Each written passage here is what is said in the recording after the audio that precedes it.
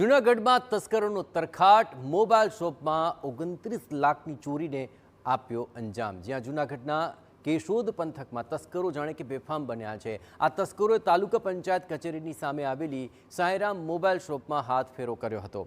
મોડી રાત્રે ત્રાટકેલા બુકાનીધારી 70 થી 80 સ્માર્ટફોન સાથે 4 લાખની રોકડ રકમની ચોરીની ઘટનાને અંજામ આપીને ફરાર થઈ ગયો। આ સમગ્ર ઘટના દુકાનમાં લાગેલા સીસીટીવી કેમેરામાં કેદ થઈ છે, જેમાં તસ્કર બોક્સમાંથી મોબાઈલ કાઢી ચોરીને અંજામ આપતા નજરે પડી રહ્યો છે।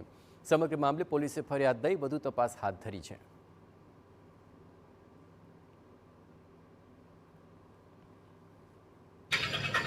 ચોર અંદર આવેલા શટર ઊંચું કરીને અને અંદાજિત 70 થી 80 એન્ડ્રોઈડ ફોન જેની કિંમત 12,000 થી લઈને 40,000 સુધીની હતી અને થોડી ઘણી ઓરિજિનલ એસેસરીઝ, બર્ડ્સ વગેરે કે એ બધું અંદર આવી બોક્સમાંથી મોબાઈલો અને બર્ડ્સ કાઢી અને ચોર લઈ ફરાર થઈ ચૂકેલ છે અને રોકડા રકમ 4 થી 4.5 લાખ રૂપિયા લઈ એ બી લઈને ફરાર થઈ ચૂકેલ છે।